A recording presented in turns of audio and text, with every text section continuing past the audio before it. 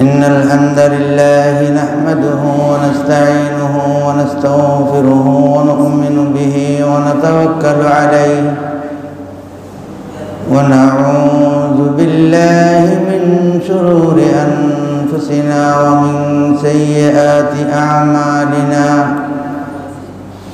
من يهد الله فلا مضل له ومن يضلل فلا هادي له ونشهد أن لا إله إلا الله وحده لا شريك له ولا نذير له ولا وزير له ولا مثيل له ولا مشير له ولا معين له ونشهد أن سيدنا وسندنا وحبيبنا وطبيب قلوبنا وطبيب أرواحنا ومرشدنا ومولانا محمدا عبده ورسوله الذي أرسله بالحق بشيرا ونذيرا وداعيا إلى الله بإذنه وسراجا وقمرا منيرا اللهم صل على سيدنا ومولانا محمد في أول كلامنا اللهم صل على سيدنا ومولانا محمد في أوسط كلامنا اللهم صل على سيدنا ومولانا محمد في آخر كلامنا وصلى الله تعالى على خير خلقه محمد وعلى آله وصحابه أجمعين أما بعد فأعوذ بالله من الشيطان الرجيم بسم الله الرحمن الرحيم إن الذين آمنوا وعملوا الصالحات كانت لهم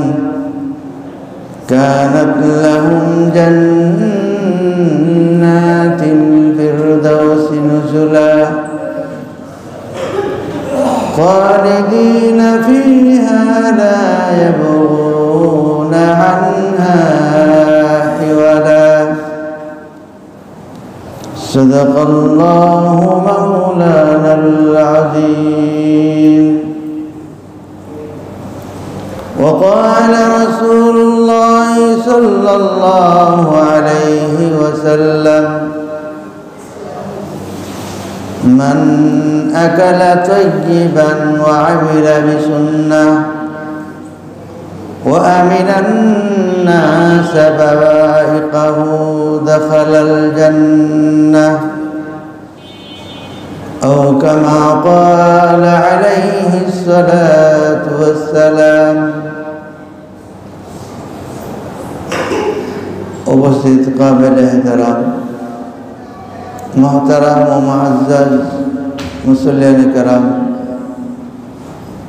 अल्लाह जल्ला शानुहुर लाख कोटि शुक्रिया अल्लाह रब्बुल आलमीन এই পবিত্র দিনে আল্লাহ রব্বুল আলামিনের মহান হুকুম জুমার নামাজ আদায়ের উদ্দেশ্যে আল্লাহর ঘর মসজিদে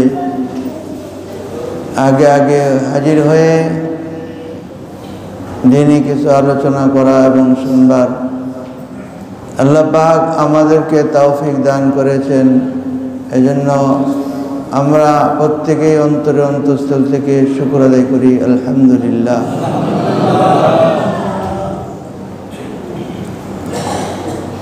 আল্লাহ রব্বুল আলামিনের কুদরতে ভরা এই দুনিয়া। মানুষ ঘুম থেকে ঘুম থেকে জাগ্রত হওয়া এবং ঘুমে যাওয়া, এটা আল্লাহর কুদরত। কারো সাধ্য নাই, কারো শক্তি নাই যে আমি ইচ্ছা করলে আমি আমার মতো করে আমি ঘুমাইয়া যাব। আবার আল্লাহ রাব্বুল আলামিন যদি সেই ঘুম থেকে ওঠার তৌফিক না দেয়, ঘুম থেকে ওঠারও সাধ্য নেই। এই জন্য ঘুমে যাওয়া এবং ঘুম থেকে ওঠা উভয় অবস্থায় আল্লাহকে স্মরণ করা। আল্লাহুম্মা বিসমিকা আমুতু ওয়া আহইয়া। যে আল্লাহ, তোমার নাম নিয়ে ঘুমাচ্ছি এবং তোমার নাম নিয়ে আমি ঘুম থেকে জাগ্রত হই।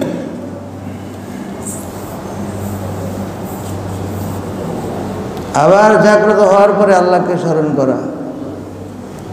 আলহামদুলিল্লাহিল্লাযী আহইয়ানা বা'দা মা আমাতানা ওয়া ইলাইহিন নুশুর। সমস্ত প্রশংসা আল্লাহর জন্য। আল্লাযী আহইয়ানা বা'দা মা আমাতানা, আমাদের এই নিদ্রার পরে যিনি ঘুম থেকে আমাদেরকে জাগ্রত করেছেন, তার জন্য সমস্ত প্রশংসা। ওয়া ইলাইহিন নুশুর, এবং তার কাছে আমাদের সকলের তার সামনে সমবেত হইতে হবে। আল্লাহর সামনে যাওয়া ছাড়া কারো কোনো রাস্তা নেই।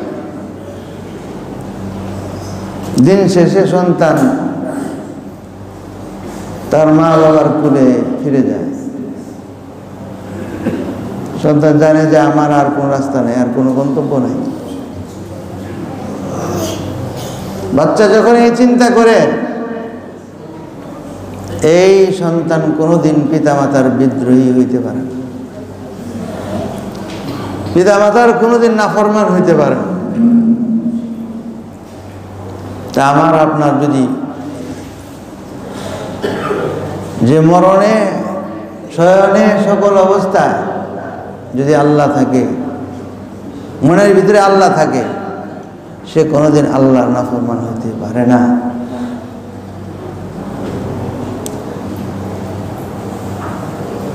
তা আমরা ঘুমের সময়, ঘুম থেকে ওঠার পরে আল্লাহর থেকে আমরা গাফেল। ঘুমে যাওয়ার সময় যেমন গাফেল, ঘুম থেকে ওঠার পরেও গাফেল। ঘুমে যাওয়ার সময় আমি কি কাজ করলাম সারাদিন, আল্লাহর হুকুম অনুযায়ী আমার দিনটা গেল না হুকুমের বাইরে গেল? হুকুমের বাইরে গেলে তাহলে আমি কত বড় গাফেল। ওয়া ইলাইহিন নুশুর, তার কাছে তো দেখা করতে হবে। তখন কোন মুখে আমার সাক্ষাৎটা হবে, কি অবস্থায় আমার সাক্ষাৎ হবে? আর ঘুম থেকে উঠলাম, ঘুম থেকে কখন উঠলাম, কিভাবে উঠলাম, আমার এখন কি কাজ, আমার কি করণীয়? ওয়া ইলাইহিন নুশুর, আমাকে তো তার সামনে জমা হতে হবে, তার সামনে উপস্থিত হইতে হবে। কি হবে আল্লাহ? তাহলে ঘুমে যাওয়া, ঘুম থেকে উঠা, এটা আল্লাহর কুদরত ছাড়া আর কিছু না। এটা কেউ পারে না, কারো শক্তিতে নাই। কুদরত এমন একটা শব্দ যেটা আল্লাহর জন্য ব্যবহার হয়।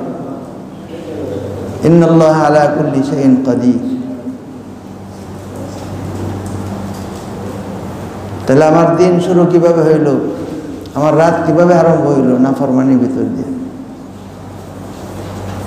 এইভাবেই চলছে। যখন নাফরমানি থাকে, যে আমার ঘরের মধ্যে যদি একজনের অবাধ্য থাকে, এই ঘরে কোনো শান্তি নেই। আর যদি জগৎ বড়াই যদি নাফরমানে ভরপুর থাকে, এই জগতের মধ্যে আরাম কিভাবে আসবে? এই জগৎটার ভিতরে শান্তি কিভাবে আসবে?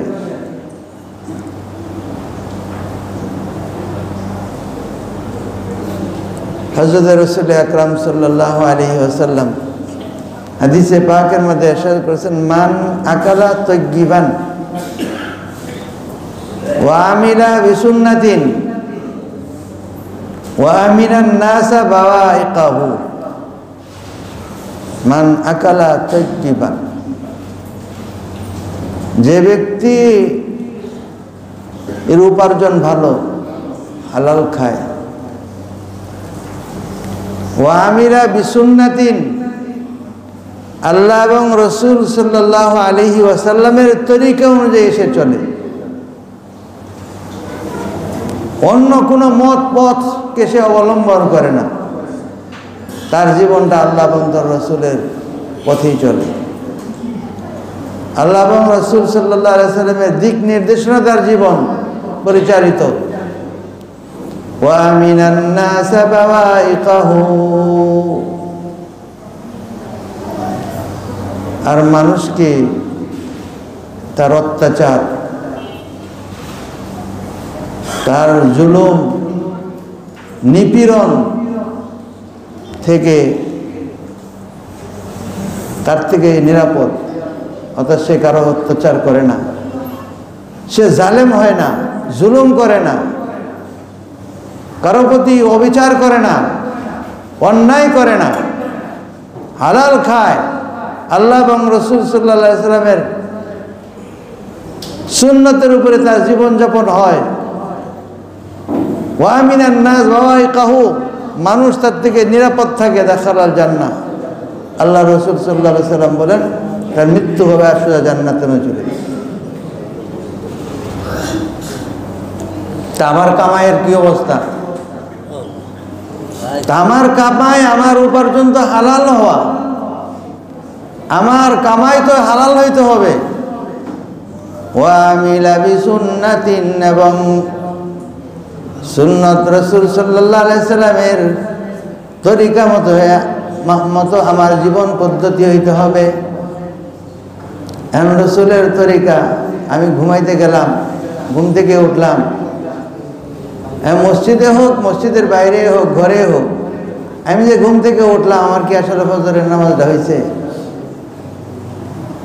আলহামদুলিল্লাহ, জুমার নামাজে তো শতভাগ 80, কিন্তু জুমার নামাজ যেরকম ফরজ, ওই ফজরের নামাজও তেমন ফরজ, ওই জোহরের নামাজ, ওই আসরের নামাজও এরকম ফরজ, মাগরিবের নামাজও এরকম ফরজ, ইশার নামাজও আমার ফরজ। তাহলে আমার জীবন পদ্ধতি, আমার জীবনের পথ রাসূলের তরিকার উপরে তো হইল না, আমি কিভাবে জান্নাতের আশা করতে পারি? দুনিয়া রয়ে আছি আমি, দুনিয়া কিভাবে কামাই করবো, করতে করতে করতে করতে রাইতে 2টা 3টা, সারা রাত ঘুম হয় না, ফজরের আজানের সময় ঘুম হয়, ইচ্ছা মতো ঘুমায়, রাত 10টা 11টা 12টা, এখন হচ্ছে জুমার নামাজের জন্য আইতেছে। আমিনান নাস বাওয়াইকাহু, মানুষ তার থেকে আবার নিরাপদও না। দেখেন দেশের অবস্থা আপনার, যে কাউকে গলা টিপে মেরে ফেলছে, কাউকে কুবাইয়ে মারতেছে, কাউকে পিটাইয়ে মারতেছে। মানুষের ভিতরে কোনো ভয় নাই, কোনো মানবতা নাই, কোনো ইনসানিয়ত নাই। যে যেভাবে পারতেছে সেভাবে তাকে হত্যা করতেছে, খুন করতেছে, কোনো ডর ভয় কিচ্ছু নাই। কিসের জন্য? দুনিয়ার লাগে, আর কিচ্ছু না, যে অন্য কিছু না, শুধু দুনিয়ার জন্য। এই যে কি জানি এই স্লোগান দেয়, 2-20 1-20, এইটা কইছে, বাস সর্বনাশ করে আলাইছে। যে উস্কানিমূলক স্লোগান দিয়েছে, সে একটা খারাপ করেছে, উস্কানিমূলক সে স্লোগান দিল কেন? এই উস্কানি বক্তব্যের প্রতিবাদে আবার যারা নেতা কয়, যারা এরকম করে, এরকম স্লোগান দিয়ে শুনবে, আর জিব্বা কাইটা কুত্তারে হয়, হেরাও বলি লিডার। এখন বলেন, যে উস্কানি দিল সে একটা অপরাধ করছে, কিন্তু তুমি কেন উস্কানিমূলক স্লোগান তুমি দিবা? আর তুমি যে জাতিকে তুমি লিড দিবা, তুমি একজন নেতা হয়ে তুমি আবার এই কথা কিভাবে বলো, জিব্বা কাইটা কুত্তারে হয়ে দিবা? তুমি নেতা হওয়ার যোগ্য?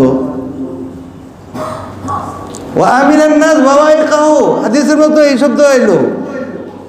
যে মানুষ তার থেকে সে নিরাপদ। তুমি তো জনসেবা করবা, তো নিরাপদ কই? তুমি তো আগেই আপদ, সর্বনাশ। আমাদের তো এই জন্য আগেই চিন্তা করতো যে আগে প্রত্যেককেই সৎ হইতে হবে, আমাকেও সততার ভিতরে থাকতে হবে, যারা আমার কাছে আসবে সমর্থন চাইবে তাকেও সৎ হইতে হবে। না হয় না, হুজুর দোয়া করবেন, বা মুরব্বীর কাছে মুরব্বী দোয়া করবেন। মুরব্বীর দায়িত্ব হলো দোয়া তো আছে, শর্তের উপরে ওয়াদা থাকতে হবে, সততার জন্য ওয়াদা থাকতে হবে। এটা তোমার কার্ড। সততার ওয়াদা যদি তোমার না থাকে, দোয়া নাই তোমার লেগে। সারা দুনিয়া যদি আমার মুখালেফ হয়ে যায়, আর যদি আমার কানেকশন এক আল্লাহর সঙ্গে থাকে, যদি একজনের সাথে, এক সত্তার সাথে আমার সম্পর্ক থাকে, দুনিয়া আমার বিরুদ্ধে চলে যেতে পারে। ওই দুনিয়ার সমস্ত লোককে আল্লাহ রাব্বুল আলামিন তাকে সময়ে সময়ে কোনভাবে, কখন, কিভাবে তাকে সাইজ করবে, সাজতা করবে, সেটারও পাইবে, সেটারও পাইব। তো না, এমন দৌড়নি খাইব যে শেষ। আব্দুল কাদের জিলানী, নিজামউদ্দিন আউলিয়া, খাজা মঈনুদ্দিন চিশতি আজমিরি, তার লোকেরা এখনো আছে, দোয়া করে। হ্যাঁ, দোয়া বিফলে যায় না। ওই দোয়াই একদিন এমন দৌড়ানি যায়, দৌড়ানিতে জীবন শেষ। আকালা তৈকিবান ও আমিনা বিসুন্নাতিন ও আমিনান নাস বাওয়াইকাহু। মানুষ তোমার থেকে নিরাপদ থাকতে হবে, নিরাপত্তা পাইতে হবে, এই নিরাপত্তার গ্যারান্টি দিতে হবে। আর না হয় কপালে দৌড়ানি আছে, না হয় কপালে দৌড়ানি আছে, যে যেভাবেই থাকুক, যেভাবেই হোক, আমাকে রেকটিফাই হওয়া, আমাকে পরিশুদ্ধ করা, শুদ্ধ করা, এটা আমার কাজ, আমাকে করতে হবে, না করলে উপায় না। এই করোনার সময় দেখছেন না, বিভিন্ন অফিসে বা হাসপাতালে ওই স্টিকার লাগাই দিছে, কি বলে, no mask no service, no mask no service, দেখছে না? মাস্ক নাই, সেবা নাই, সার্ভিস নাই। ওরা আরেক জায়গাটা এখনো আছে, ওই যে কি বলে এটা, ওই যে হুন্ডাওয়ালারা যে তেল নেয়, no helmet no fuel, helmet নাই, তেল নাই। হেলমেট নাই তাহলে কি নাই? তেল নাই। তোমার যদি ওয়াদা নাই, তোমার প্রতি আমার সমর্থন নেই। তোমার যদি সততার ওয়াদা তোমার যদি না থাকে, তোমার প্রতি আমার কোনো সার্ভিস নাই। এখন কথা হইলো, মিথ্যা কথা খুব বইলা তো সব কিছু সবাই করে নেয়। কিন্তু বললামই তো যে এই কার্ড তো থেকে যাবে, ওই কার্ড অনুযায়ী তুমি না চলবা, তুমি এমন দৌড়ানি খাইবা, তুমি কোন দিক দিয়ে পালাইবা, সময় নেই। ছোট সময় আমি কোনো একটা ছোটোখাটো অপরাধ করছি, আমারও দৌড়ানি দিছে, বাসার লেগে আমি জঙ্গলের ভিতরে দেখেছি। এখন জঙ্গলতে যখন গেছি, গিয়া দেখি বাপরে বাপ, শিয়াল, ডান পাশেও শিয়াল, বাম পাশে সামনেও শিয়াল, বিপদ আর বিপদ। এক বিপদ থেকে বাঁচলাম, আরেক বিপদ সামনে। এখন দেখলাম যে এক ঝাঁক একদল বসে রয়েছে বাম পাশে, একদল এলো ডান পাশে, সামনে দেখা যেত একটা, এই দিক দিয়ে দৌড় দিই, তখন ওই একটা আমার দিকে সেই দিয়েছে দৌড়। হ্যাঁ, মনে করছে যে বিপদ আবার উড়ে আসছে। এই জন্য বিপদ যখন আসবে, হ্যাঁ, তখন এই পালানো ছাড়া কোনো ভাব নেই, পালাইতে হবে, তো সবাইকে পালাইতে। আমিনা নাস বাওয়াইকাহু, যে মানুষ তোমার থেকে নিরাপদ হইতে হবে। হযরতে নবী আকরাম সাল্লাল্লাহু আলাইহি ওয়াসাল্লাম এই জন্যই বলছেন যে ওমা আতাকুমুর রাসূলু ফাখুযু, আল্লাহ পাকের ইরশাদ, ওমা আতাকুমুর রাসূলু ফাখুযু ওমা নাহাকুম আনহু ফান্তাহু। আমার ঘুমে যাওয়া, ঘুম থেকে ওঠা, এটা নবীর আল্লাহ এবং রসুলের তরিকার উপরে তৈরি। এছাড়া কোনো বাঁচার কোনো রাস্তা নাই, কোনো পথ নাই, কোনো নিশ্চয়তা নাই, কোনো গ্যারান্টি নাই, কোনো নিরাপত্তা নাই। আজকাল প্রকৃত মানুষ পাওয়া যায় না, ভালো মানুষ পাওয়া যায় না, তালাশ করলেও পাওয়া যায় না। মানুষ, প্রকৃত মানুষ এটা কোনো ফ্যাক্টরিতে তৈরি হয় না।